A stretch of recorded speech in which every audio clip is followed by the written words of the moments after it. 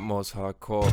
Some of them talk, but lacking in character. How can I relax when it's theft of innocence? The harmless are broken.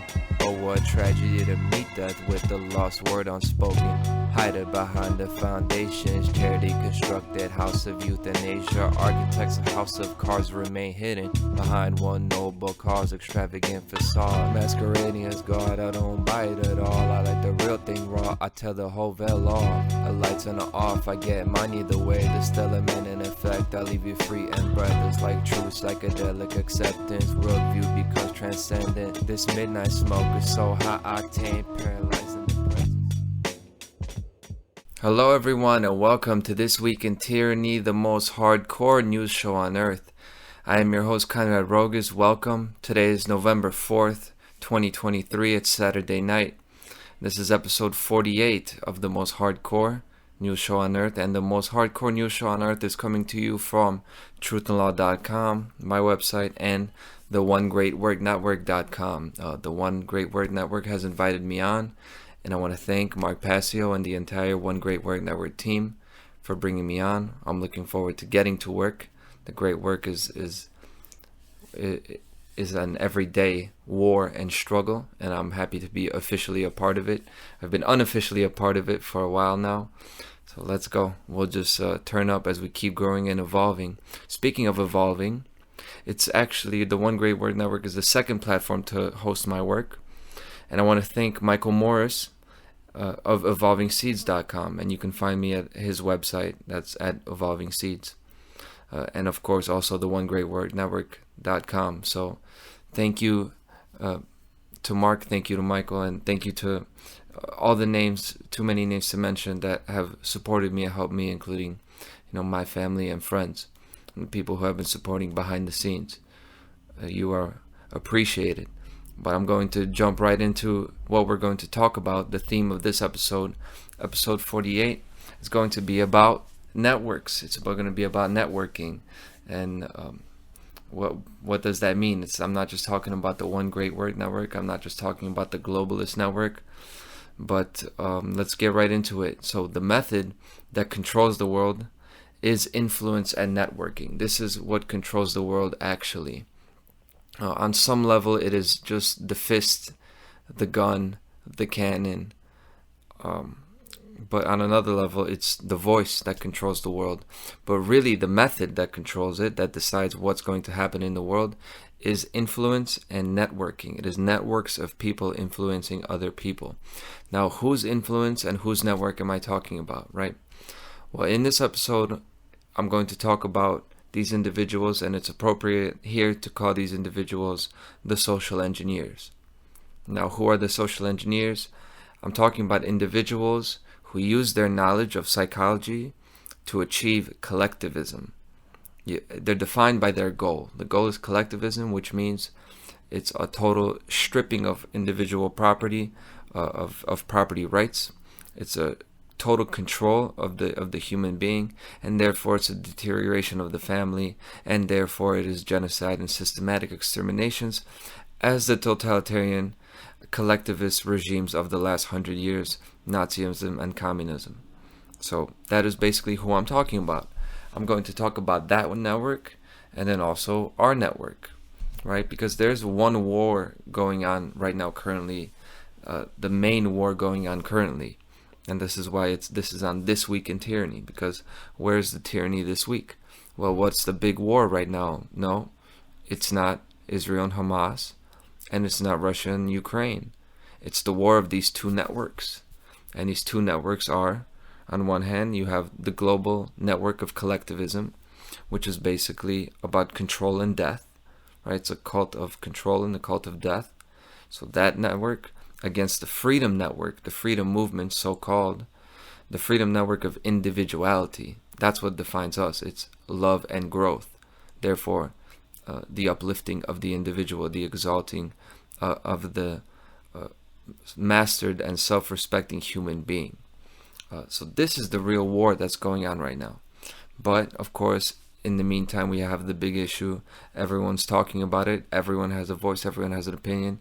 It is the Israel-Palestine war, which has been called the Israel-Hamas war. But really, I have to stop using that term, because I'm tired of how easily they've painted that. Because that,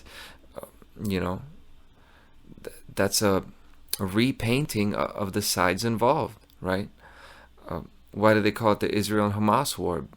Well, Hamas is the terrorist organization in charge of the land of people in the Gaza Strip that we call Palestine, right? Well, in that case, what can you call Israel, the terrorist organization that controls the land of the people living in Israel, whose capital is Tel Aviv and the city of Jerusalem? You could make up a terrorist organization's name. It's the IDF against Hamas, or it's the Mossad against Hamas. And now that war looks completely different. It's basically the Arabic-speaking terrorists against the Hebrew-speaking terrorists. And that's what's going on out there. But this thing has split the freedom movement right down the middle. Or at least it's split it significantly, somewhere along that balance. It has created a huge separation. Now, the freedom movement has already been separated from the beginning, right? We're like these guys that come up from dirt. We don't know which direction is north. We don't know who we are. We come together and we try to figure it all out, and we come together with people who are not like us at all, who we may not even like, who we may not relate to, but we make it work anyway. We make do with what we have. That's the freedom movement. But even more so now, the freedom movement is separated and fractured as a result of this. So I'll talk about what separation does to a network, and then I'll talk about separation versus distribution. And at the end of the episode, you'll see how it ties in. Now, distribution is what makes a network effective. Keep that in mind when I'm talking about the social engineers and their globalist network. It's a distribution that makes it effective. So the example is like with moving some sort of object or lifting a weight. You can have one person try to lift 150 pounds, extremely difficult to do, but then what if you got 10 people to do it and distribute them? Well, one person has to lift only about 15 pounds. The job is going to get done that way. It's going to get done easily. And this is as simple as it is. And the collectivist socialist network works this way, through the large number of people spreading their ideas. Remember, it's all about influence. It's about spreading ideas. So the globalist ideas, they get them accomplished because they have so many voices all over the place. They don't have to be powerful voices. They don't have to lift 150 pounds. They only have to lift 2 pounds because there are so many. And through subtle influence, they get it done. So since they are widely distributed, you got the force in several different areas. Okay, so now that I've introduced it with that, let's jump into Israel and Palestine, or Israel and Hamas. The psychology of it, because there are injustices on both sides, clearly. You guys who are viewing my video, you know this by now. I'm kind of talking to, we could kind of skip the formalities. You guys know, you should know, that there are injustices on both sides. There's wrong and immoral things that were done by Israel from the beginning, and then obviously, in my view and from the material I've seen, the atrocities carried out in Israel, many of those I've seen it happen with my own eyes, with source material that I am convinced is real and not a false flag or a hoax. Yes, this stuff is happening. So you got both sides, no doubt about it, killing innocent people, right? But when you talk about the war, when you talk about this, it's almost impossible not to sympathize with one side over the other. It just seems like you're going to lean in one direction. I make no bones about it. I've always leaned towards the Palestinian side on this, because they're the ones who had their land taken away in the first place, but more so because I see where the support has gone over the years. It's always been pro-Israel, and it's always Israel has always been pro-globalism. It's been at the forefront of this. It is like a watchdog in the Middle East. It's a counterbalance. And that's what the real purpose of Israel is to provide a counterbalance to a people that are controlled through Islam and through economics.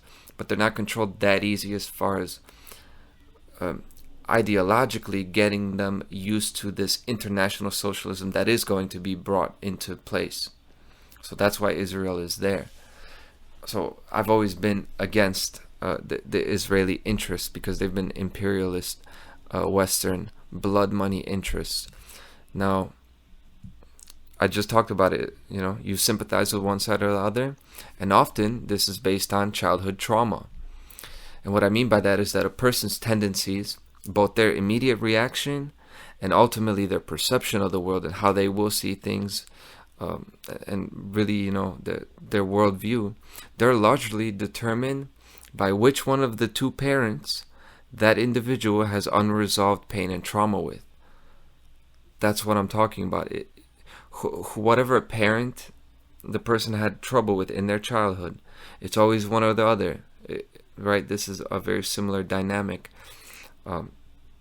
Whether you had a great childhood, whether you had a bad one, there's some sort of unresolved issues there, and I'd say this is more than 99% of the world.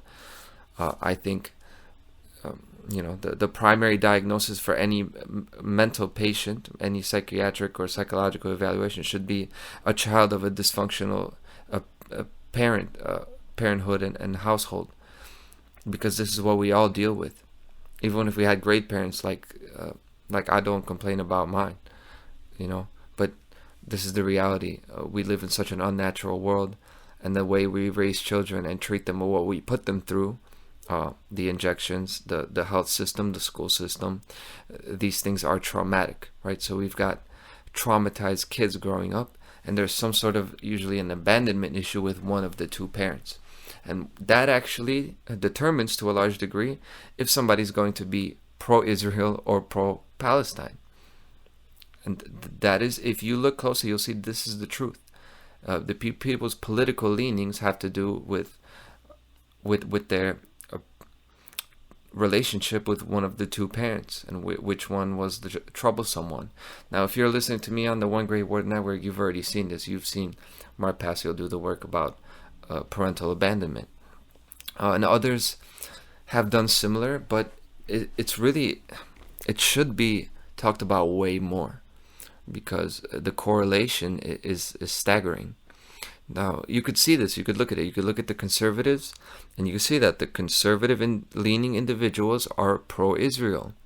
It's that idea of being westernized and being, up to date technologically with the new ideas of expansion, of industry, of all this. We go forth. It's like manifest destiny, right? Israel's a lot like the manifest destiny idea of America expanding in this land and having this be a land, a holy land in a way. Now, the liberal leaning people, they're pro-Palestine. And what do you hear them talking about? They're taking the humanitarian angle, that these people deserve to be fed. Everyone does deserve food and water, right? But you're saying this is the thing, that they should be compassionate to them, the humanitarian angle, the angle that it is unfair for these people in Israel to have everything and these people to have nothing. And this is why the liberal side has always leaned towards socialism, because socialism always promises to take care of the disadvantaged and the oppressed. And you could just use me as an example. I fit this as well, and you use anybody else as an example, you'll see it fits this structure. I've said I was pro-Palestine, and this is true, that in my personal life, my problematic relationship has been on my mom's side, because I grew up with my mom. So, my dad was kind of like a separate thing, so I didn't have any issues with him.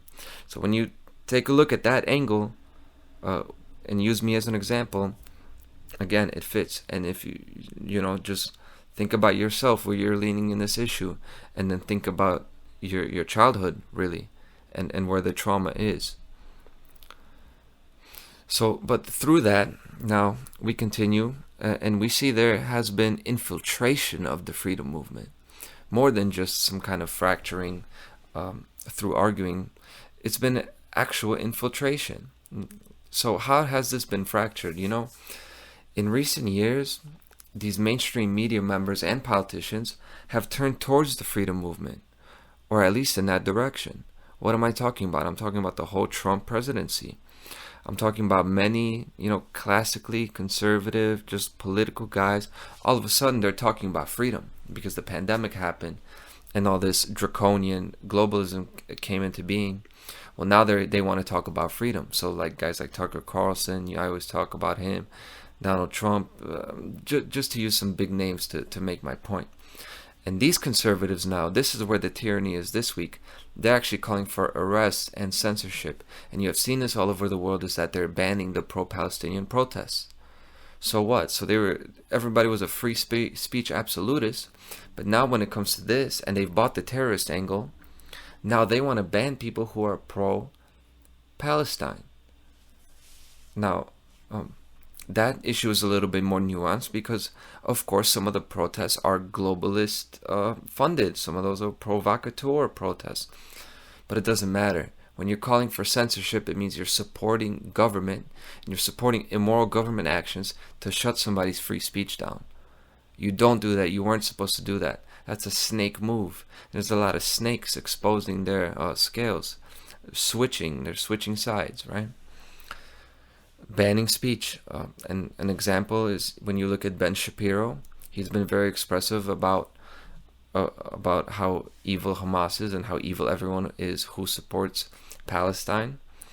And then you look into his ties. He's got Israeli intelligence ties. That's well known. You could just look that up.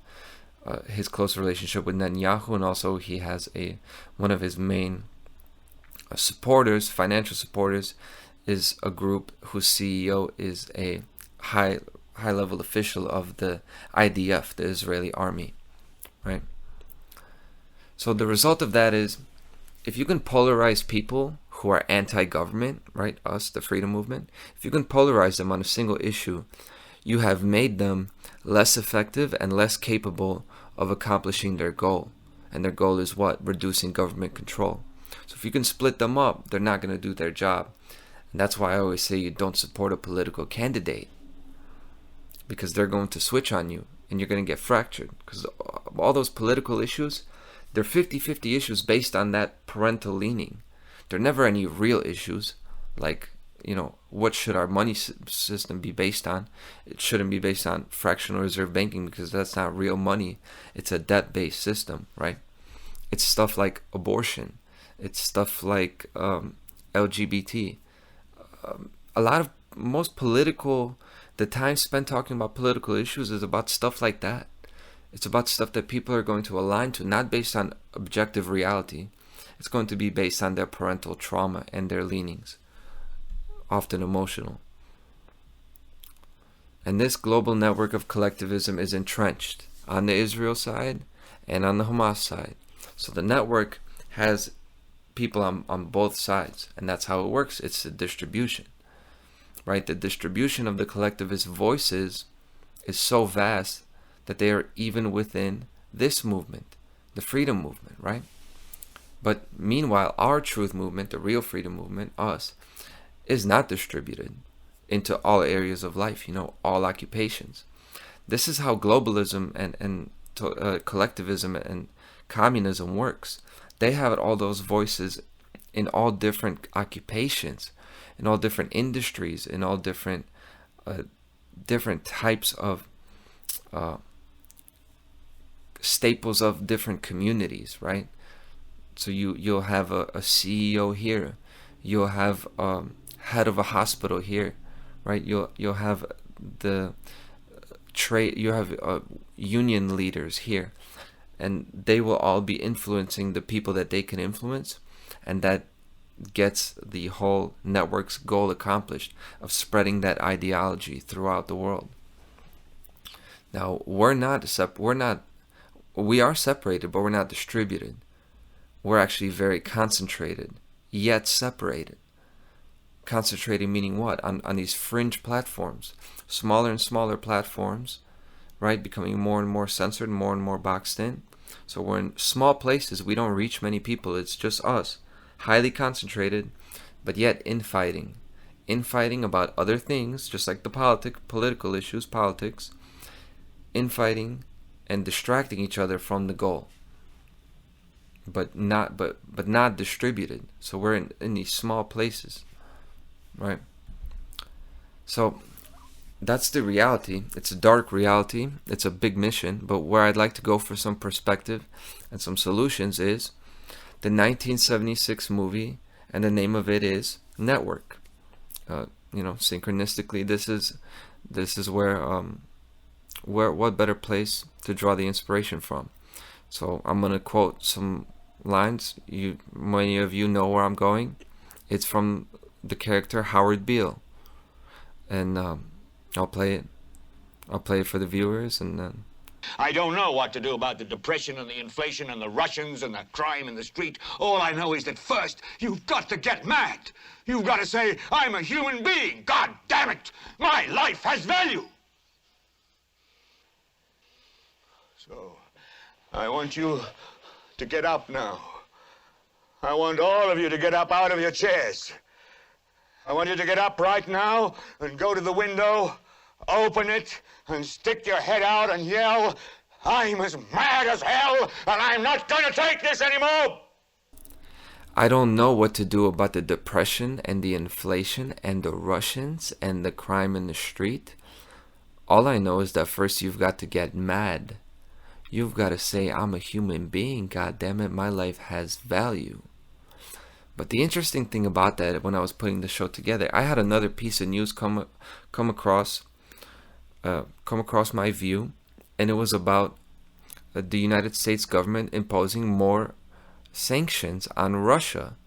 And you see, in 1976, 48 years ago, he says, I don't know what to do about the depression, the inflations, and the Russians, and the crime in the street. These issues that were in this movie 50 years ago, they're the same issues. We have the same thing. We've had this pumping of money, and now of course we've got the recession or depression. It's just a euphemism. It's an economic decline. And then of course the simultaneous inflation, because of course they're connected to each other. Obviously you have the inflation. The currency is inflated and deflated at whim through the fiat currency international bankers, as I've talked about. And then you got the Russians. Even the Russians are back. And really these sanctions on Russia, what it really is economic terrorism. That's what it is when you impose sanctions on a country. In an economy, they all tell us it's a global interconnected economy, right? That's why something happens, a ship blows up somewhere in the Middle East or the Mediterranean Sea. A ship goes down, and we've got a supply chain shortage over here. That's what they tell us. We have a global integrated economy, okay? So then if you're attacking a country, a massive country, right? A powerful country's industry and their capabilities of production, well, that means you're targeting the production capabilities of the entire world. And that's just the truth. So decreased energy on the other end of the world is still decreased activity. Now, really, this is the way it always has been. It's just become more intensified, more clear because of the phone and the internet and instant communication. But it's always been this way. It is a closed chemical reaction, meaning if you reduce the inputs, you're going to reduce the outputs. It's like a reaction like photosynthesis and cellular respiration. If you put less in here and you're stopping people from producing in a country, you're going to stop the output. Now, people are going to go and of course get that from somewhere else. Someone else is going to produce the energy. But this is why planned economies don't work, and all these sanctions, they're just little war games. But really, they're not just they're not just terrorism against the people of that nation. They're more so the people of that nation, but not even the leaders of that nation. Because who are the sanctions really hurting? Are they really hurting Putin? Come on. they're hurting the people. But not just those people, they're hurting the people back here, because the main producers always pay the cost of sanctions. And not just the producers, but also the consumers, but the main drivers of industry. Now, this is what they want. They want to reduce industry. So they want all the world's superpowers at work, so that we have less innovation, we have less production. There's a decrease in activity. People are going out of work. People are going to decline, and they're going to, through the fear and anxiety, give their personal property away, give their freedom away, and this is how it goes. This is the plan. But the Kremlin, of Russia, they said on Thursday, ahead of the action, and the action, by the way, I haven't even mentioned it. It's 12 companies, mostly energy companies, that the United States have done an economic embargo on, right? This is what sanctions are. They don't allow anyone from the United States to do business with them in any sort of way. But the Kremlin said that it expected the West to impose even tougher sanctions on it over the war, but there was a growing sense that such penalties hurt Western interests while Russia's economy was adapting well. And this is exactly the case. Russia is not going to lose as much because they don't have as much to lose. America has as much to lose, always has the most to lose, and so has Europe, but Europe's already gotten on their knees and bent over. But America has the most to lose, because this is the driver of freedom in the world. Why? Because of the ability for an individual to follow their dreams, to acquire property, to trade it freely, and to have free personal relationships with each other, meaningful, valuable personal relationships, and the ability to express yourself. That's why this is the driver. And that's why these sanctions on all the other countries, it's actually a joke on us, because it's not a sanction on all the other countries, it's sanctions on us. Sanctions on us. And what else does Howard Beale say? This is the most important thing. My life has value. That's the most important thing.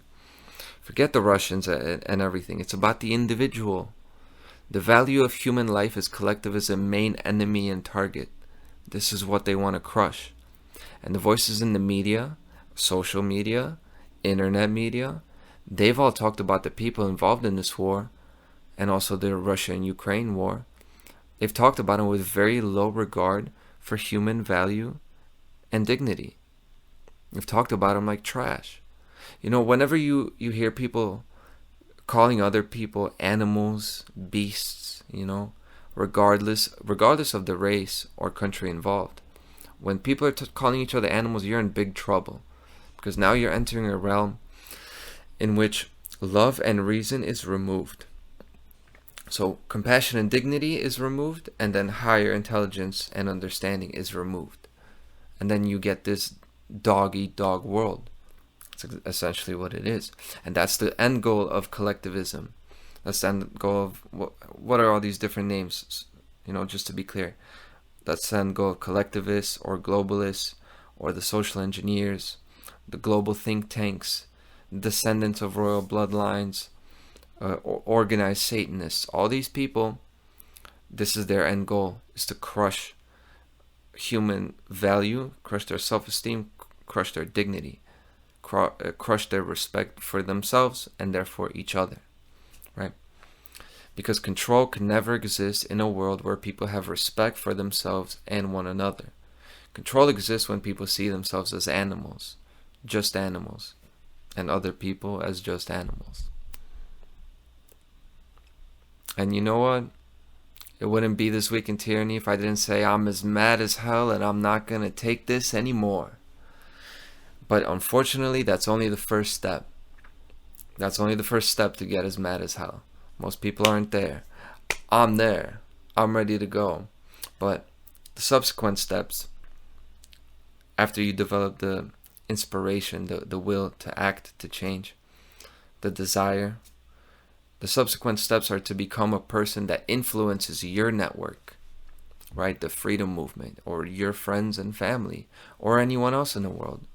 But we have to start influencing our networks, influencing the people around us in a really smart, shrewd way, Yes, there is emotion involved, but there's a time to turn off emotion and just be real systematic and to really think about what you're doing and carry it out, no matter what the obstacles are.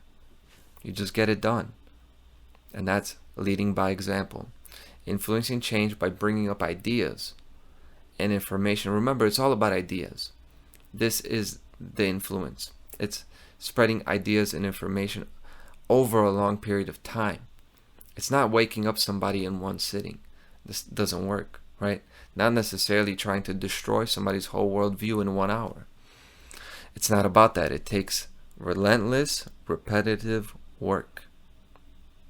That's how the dark side has done this. That's how we've gotten into communism, Nazism. This is how we're getting into globalism and what is now economic terrorism, what is now 21st century censorship, where YouTube won't censor you. But if you do want to get, they will censor you. But the point is, they won't stop you from getting their videos, but they will throttle their downloads to make it take so long that if you want to download a 2-hour lecture, it would take you hours. Unless you know how to get YouTube DLP and work a command prompt and set that up in a way that you just type that in and paste the link and get your videos that way without the throttling. And they're going to hide behind incompetence. It's not incompetence. All these things are not going to work. It's not that they don't work. They're set up to not work so that you don't get the information. It's really a more cowardly form of censorship, and in a way the communists had more balls than these guys. But that's the 21st century. But see, there's a time to speak like this, and there's a time to be real, approachable, and yielding, and maybe even soft. But either way, we have to influence these people. I love you all.